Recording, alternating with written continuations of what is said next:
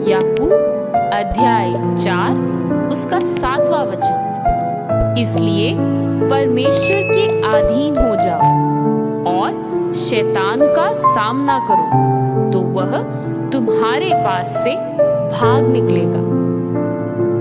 पहला यूहन्ना अध्याय 4 उसका 4वां वचन। हे प्रिय बालकों, तुम परमेश्वर के हो और उन आत्माओं पर जय पाई है, क्योंकि जो तुम में है वह उससे जो संसार में है बड़ा है। लूका अध्याय 10 उसका 19वां वचन। मैंने तुम्हें सांपों और बिच्छुओं को रौंदने का और शत्रु की सारी सामर्थ्य पर अधिकार दिया है, और किसी वस्तु से तुम्हें कुछ हानि न होगी। रोमियो अध्याय 8 उसका 37 से 39।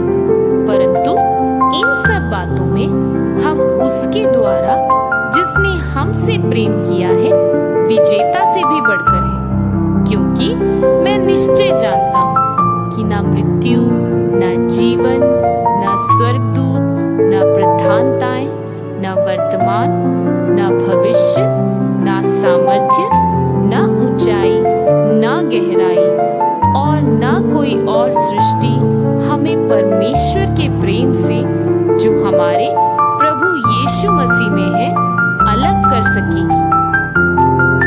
दूसरा कुरिन्थियों अध्याय 10 4 से 5। क्योंकि हमारी लड़ाई के हथियार शारीरिक नहीं, पर गढ़ों को ढा देने के लिए परमेश्वर के द्वारा सामर्थी हैं। हम कल्पनाओं को और हर एक ऊंची बात को जो परमेश्वर की पहचान के विरोध में उठती है खंडन करते हैं, और हर एक भावना को कैद करके मसीह का आज्ञाकारी बना देते हैं। पहला पत्रस अध्याय 5 8 से 9। सचेत हो और जागते रहो, क्योंकि तुम्हारा विरोधी शैतान गरजने वाले सिंह के समान इस खोज में रहता है कि किसको फाड़ खाए। विश्वास में दृढ़ होकर और यह जानकर उसका सामना करो कि तुम्हारे भाई जो संसार में हैं ऐसे ही दुख भुगत रहे हैं। यशाया अध्याय 54 उसका 10वां वचन। चाहे पहाड़ हट जाए और पहाड़ियां टल जाएं, तो भी मेरी करुणा तुझ पर से कभी ना हटेगी और मेरी शांतिदायक वाचा ना टलेगी।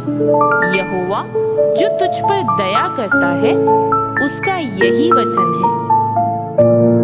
रोमियो अध्याय 8 उसका 15वां वचन। क्योंकि तुमको दासत्व की आत्मा नहीं मिली कि फिर भयभीत हो, परंतु लेपालकपन की आत्मा मिली है, जिससे हम हे अब्बा, हे पिता कहकर पुकारते हैं। फिलिपियों अध्याय 2 9 से 11।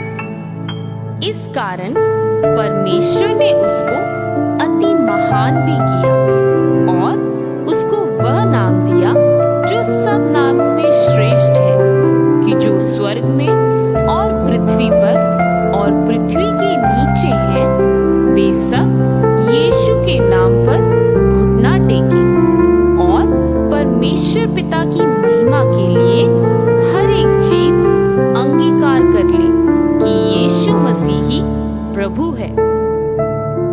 कुलुस्सियों अध्याय 1 13 से 14। उसी ने हमें अंधकार के वश से छुड़ाकर अपने प्रिय पुत्र के राज्य में प्रवेश कराया, जिसमें हमें छुटकारा अर्थात पापों की क्षमा प्राप्त होती है। भजन संहिता अध्याय 91 5 से 7। तू न रात के भय से डरेगा और न उस तीर से जो दिन को उड़ता है, न उस मरी से जो अंधेरे में फैलती है।